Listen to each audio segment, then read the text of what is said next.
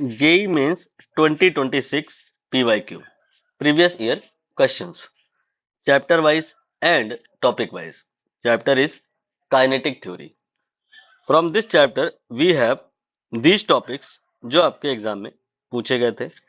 Out of these we have discussed till this, that is expansion of rising bubble. Now we have to start with a new topic, that is various kinds of speeds of gaseous molecule. थोड़ी grammatical mistake लग रही है, avoidable है.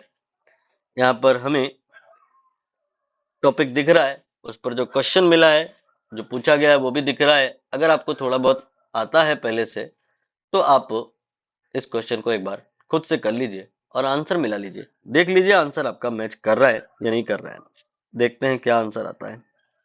इसका answer आएगा -253.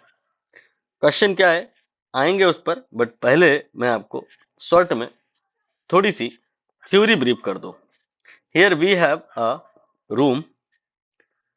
आप अपने घर के किसी एक रूम को भी कंसीडर कर सकते हो, नहीं भी कर सकते हो. उसके अंदर बहुत सारे गैस के मॉलिक्यूल होते हैं, दिखते नहीं है वो बात अलग है, लेकिन होते तो हैं. ये आपके गैस के मॉलिक्यूल्स बनाए जा रहे हैं, बन गए.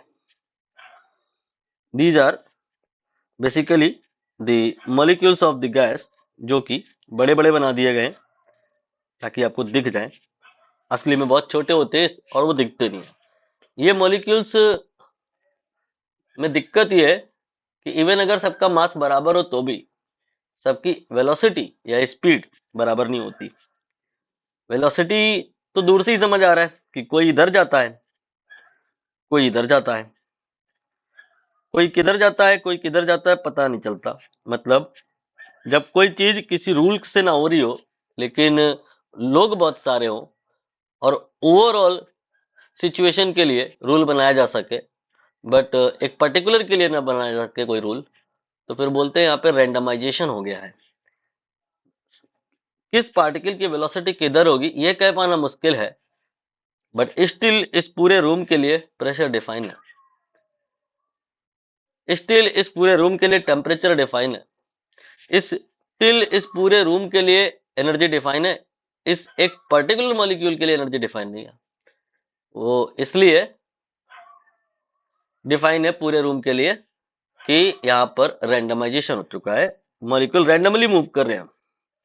अब एक का स्पीड, वेलोसिटी तो सबकी अलग है, दिख ही रहा है, डायरेक्शन अलग अलग है. स्पीड भी सबकी अलग अलग होती है. एक की v1 एक की v2 है, एक की v3 एक की v4 है, and so on.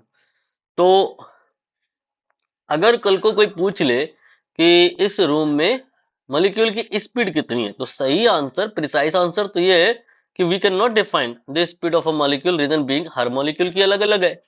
But still कोई जोर जबरदस्ती कर रहा है आपसे कि नहीं मॉलिक्यूल यहाँ पर जो है ना उसकी स्पीड बताओ. तुम फिर से बोलोगे we can not define because हर मॉलिक्यूल की अलग अलग है. बट अगला फिर से जबरदस्ती कर रहा है, तो आप उससे पूछोगे आपका सर पर्पस क्या है. आपका पर्पस अगर एनर्जी निकालना है तो आप कह सकते हो कि हर मॉलिक्यूल एक पर्टिकुलर स्पीड से मूव कर रहा है और उस स्पीड का नाम है Vrms. और उसको निकाला कैसे जाता है, सबका स्क्वायर कर दो, फिर सबका मीन निकाल लो और फिर स्क्वायर रूट कर दो. उल्टा चलते हैं, आप जानते ही होंगे, स्क्वायर मीन आर. मतलब इस तरह से अगर सॉल्व करो और जो स्पीड आ जाए वो स्पीड हर मॉलिक्यूल की है नहीं, लेकिन अगर तुम हर मॉलिक्यूल की वही स्पीड मान लो, जैसे ये मान लो 1 है, ये 2 है, ये 3 है, 4 है, 5 है, ऐसे, और यहाँ पे वैल्यू रख के तुम सॉल्व करो, ये 5 आ जाए, तो माना जा सकता है कि हर मॉलिक्यूल की स्पीड 5 ही है.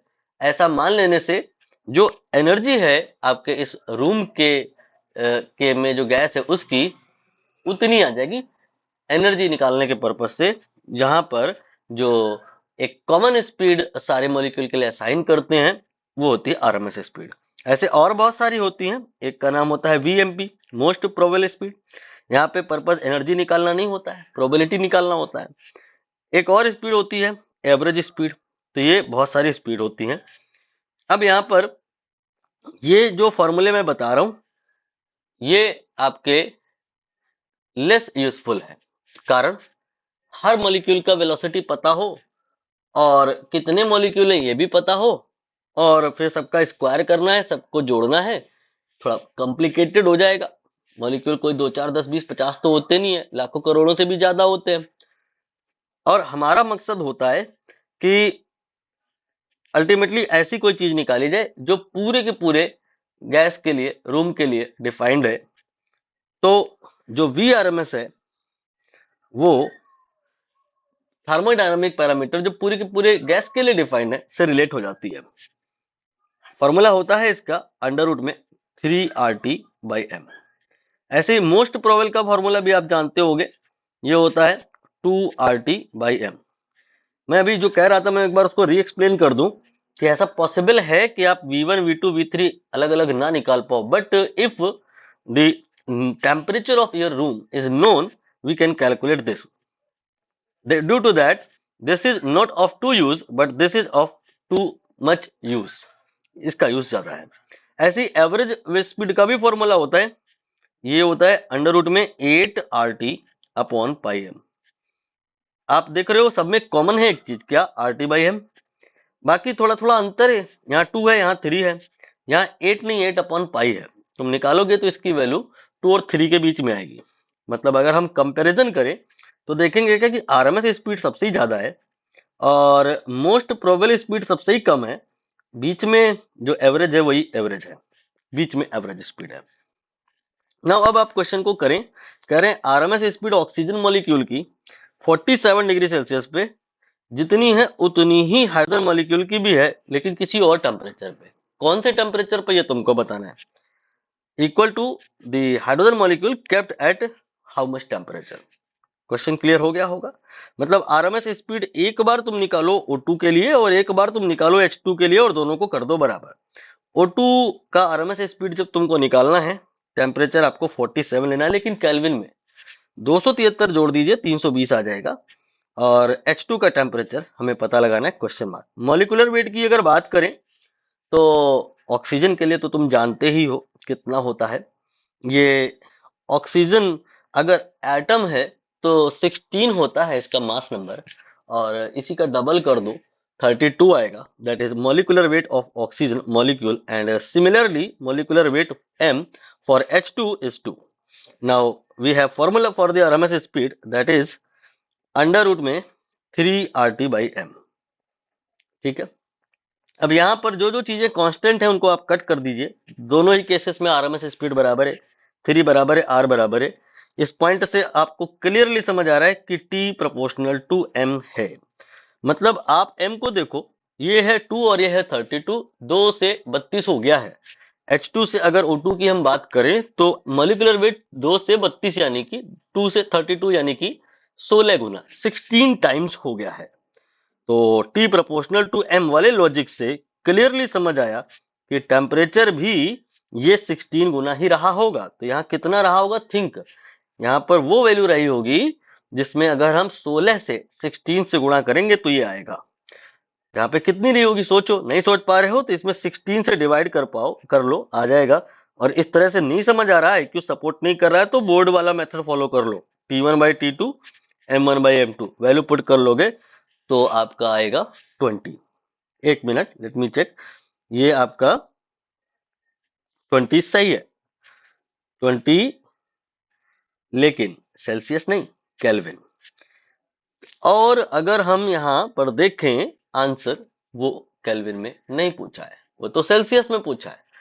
तो हमने इसमें 273 जोड़ा तो केल्विन में आ गया, आंसर भी केल्विन में आया। सेल्सियस में चाहिए, 273 घटा दीजिए, -253 आ जाएगा। करके देख लीजिए, 20 में से 273 घटा दीजिए, आपका फाइनल आंसर आएगा, माइनस में आएगा 253 आएगा। ये आंसर हो गया, ये आपका फिनिश हुआ। उम्मीद कर रहे हैं समझ आ गया होगा। कोई चीज नहीं समझ आई है, कोई डाउट रह गया है, कमेंट सेक्शन आपके लिए ही है।